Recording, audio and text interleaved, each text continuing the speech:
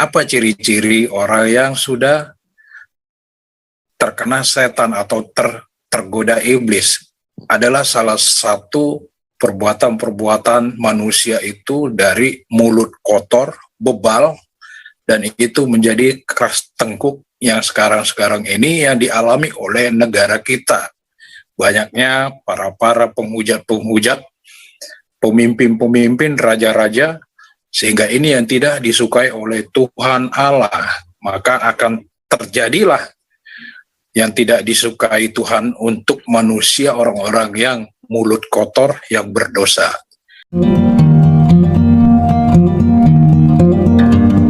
Silakan bro. Ya, lanjut. Pak Paul, selamat malam. Ya, Bung Beta, yang kita harus khawatirkan ini sekarang adalah orang-orang anak-anak Tuhan lah ya, orang-orang Kristen ini. Anak-anak kita jangan sampai terjebak, bahkan diri kita sendiri. Nah ini kan kalau lihat dari judulnya, kalau kita ambil dari 1 Yohanes 4, roh Elohim dan roh antikristus, ya ini nabi-nabi palsu ada disebut di situ. Yaitu ya bisa jadi pendeta-pendeta yang kita lihat sekarang yang menjauh daripada ajaran Kristus. Nah ini yang harus kita buat. Iya, kita harus perhatikan mereka bukan antikristus, tapi roh antikristusnya menghinggap sama mereka. Iya. Nah roh ini kan keluar dari perkataan dan apa yang mereka lakukan bisa menjadi contoh bagi jemaatnya kan Pak. Ini yang kita harus waspadai sebenarnya. Pelan-pelan, perlahan tapi pasti kan. Nah kalau mengenai perkembangannya sampai menjadi gereja setan atau hal yang lain, itu mungkin karena perkembangan mereka punya cara pikir, pemahaman, mereka mencari-cari lagi keluar daripada Kristus itu sendiri. Nah ini yang kita harus lihat adalah di dalam tubuh Kristus kita sendiri. Jangan sampai jadi seperti itu, atau anak-anak kita gereja tapi tidak ada Kristusnya di situ.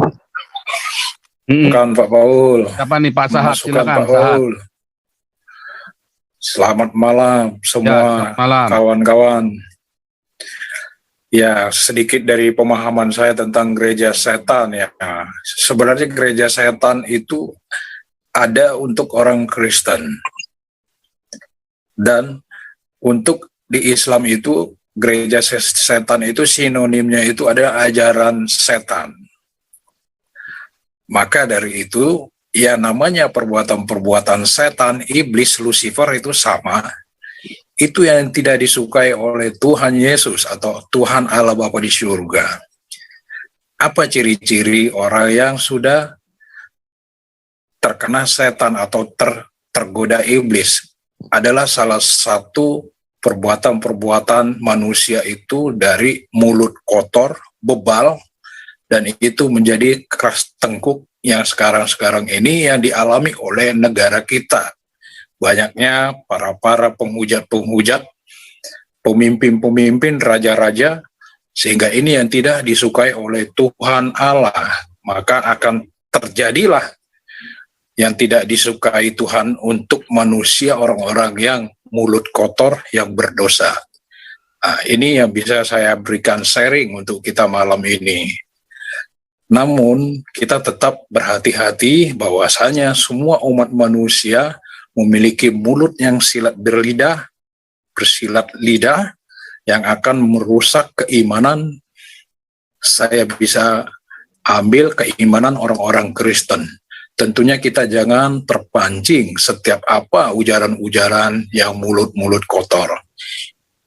Tuhan pasti membela kita, dan Tuhan tahu apa yang mereka bicarakan bahwa yang tidak disukai oleh Tuhan Allah. Pasti bahasa mereka ada ajab yang datang, malapetaka akan turun pada orang-orang itu.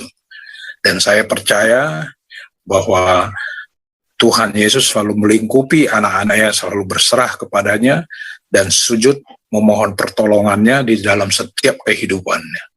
Dan kita berjaga-jaga bagaimana Tuhan perintahkan, kita tetap berjaga-jaga dari musuh-musuh di dalam dunia ini adalah musuh-musuh kita yang bukan seiman kita. Nah itu tadi saya bilang, iblis datang mencuri dan membinasakan. siapa yang dicuri, siapa yang dibinasakan, itulah orang-orang yang biadab. Itulah yang memiliki mulut kotor, yang mempunyai pencucian otak sehingga dia rusak di dalam pemikirannya, membuat yang tidak disukai oleh Tuhan di muka bumi ini. Itu masukan dari saya sebagai sharing malam ini buat kita semua yang ada di grup ini. Terima kasih, Pak Paul. Oke, lanjut lagi. Ada lagi nggak? Tadi.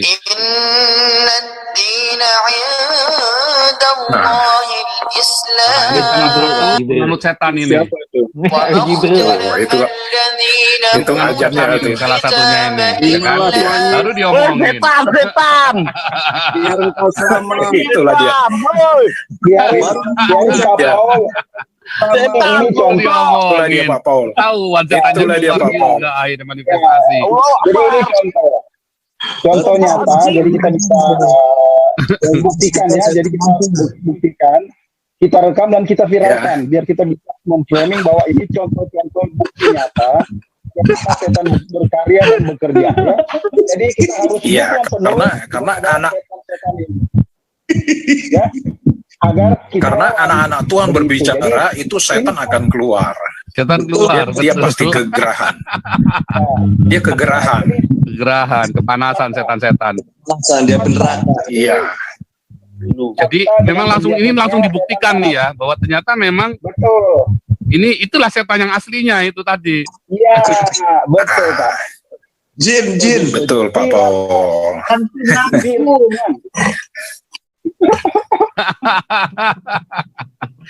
Bisa pas Langsung banget keluar tadi dia, kan? ngomongin. Papa bicaranya tepat. Jadi yang paling biarkan Amin. Jadi biar kita bisa Tetap kita berjaga-jaga. Tetap kita berjaga-jaga.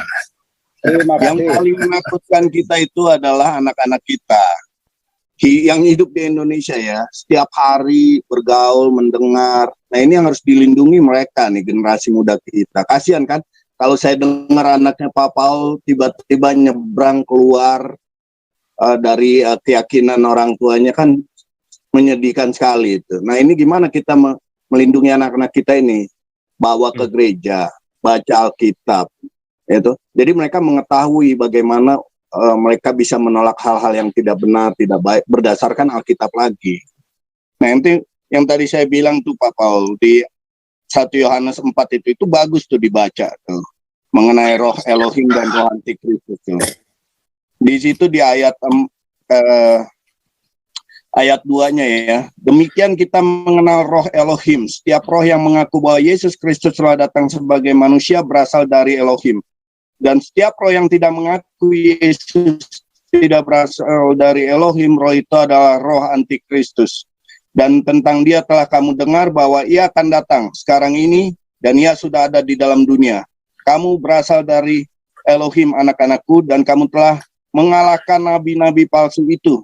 Sebab roh yang ada di dalam kamu lebih besar daripada roh Amin. yang ada di dunia ini. Jadi anak-anak kita harus kita lindungin tuh, bapak-bapak sekalian, ibu-ibu. Ajarkan mereka baca Alkitab, bawa mereka ke gereja. Itu aja solusinya. Kalau kita udah paham, udah dewasa, udah bisa mengerti. Ya tinggal bagaimana kita jangan tersesat dengan pemikiran-pemikiran yang menggiring kita keluar dari Kristus saja. Tapi kalau anak-anak ini murni, kalau dia terus ditanamkan, dia akan kokoh, kuat. Besarnya dia nggak khawatir lagi. Mereka akan selalu kembali kepada firman Tuhan. Begitu Pak. Iya, lanjut. Ya, Pak Paul. Jadi kalau saya sih gini, kita harus berpikir positif. Jadi misalnya masuk intervensi seperti tadi, kita biarkan dulu. Karena gini, secara teknis, kalau ini kita viralkan, kita nggak kena undang-undang ITE, Pak. Karena kita sedang menyampaikan kebenaran yang ada, bahwa kita sedang berbicara hubungan dengan pelayanan diakonia. Kemudian masuk suara-suara yang seperti ini. Artinya apa ya? Fakta, bukti bahwa nah ini yang namanya ideologi yang harus kita antisipasi dan kita lawan. Tidak bisa kita biarkan, tetapi biarkan 1 menit mungkin untuk menjadi bahan yang kita bisa viralkan. Terima kasih. Sakit kuping Pak dengerinnya, nggak enak. Itu setan itu. Gerah dia, gerah. Saya itu sudah bertahun-tahun nggak mendengar lolongan-lolongan sebegitu lagi nih tadi gara-gara ini di Facebook dengar lolongan-lolongan lagi. Bis Pak Paul sih ini Bahasnya kerja corong-corongnya setan, masjid dia setannya keluar lain beneran dah. Tapi malam dia tadi itu bisa menerima Kristus besok atau lusa tuh karena melakukan hal itu. Ya, kita nggak ada yang- doakan terus. Iya, seperti maaf nih saya sebut nama nih, Pak Syaifuddin Ibrahim. Bukan main dia seorang tokoh yang besar itu kan. Tapi Tuhan jamah, Tuhan alihkan dia sekarang menjadi berkat bagi banyak orang. Mengabarkan keselamatan. Nah, ya inilah kebenaran nggak bisa ditutupin. Nggak bisa ditutupin. Ini udah waktunya nih Tuhan beracara untuk anak-anaknya termasuk lewat sini mungkin kita bisa ya menggapai jiwa-jiwa yang kayak tadi yang masuk main pakai bahasa yang kita nggak ngerti itu. Itu bahasa setan. Saya kira Beta Maluku ngerti suaranya. Enggak Pak, saya nggak pernah belajar walaupun tiap hari 5 kali sehari saya dengar itu, saya nggak pernah ngerti itu saya. Ada 5 kali sehari dengar dulu ya. Ya, saya nggak pernah ngerti itu Pak. Tapi kalau khotbah-khotbah mereka di hari Jumat itu bersalawat kemudian saya dengar itu menjelekan Kristen, malah saya nggak tersinggung di situ. Saya keluar main waktu kecil dengan anak-anak mereka biasa aja tuh. Saya nggak ada rasa benci, nggak ada rasa dongkol, karena saya tahu kebenaran. Ya kan, saya tahu kebenaran, jadi untuk apa saya ribut? Malah biasa aja, malah kayak sahabat sampai sekarang pun sama teman-teman saya yang kecil itu. Kami tetap komunikasi lewat Facebook, nggak ada masalah. Ya kan? Tinggal waktu Tuhan aja untuk mereka kan. Dan ini kan kalau kita dengar secara masif kekristenan dikabarkan banyak orang yang menerima Kristus, ya inilah buahnya saat ini memang harus bergerak semua. Kebenaran is kebenaran, Pak. Lanjut, Bapak.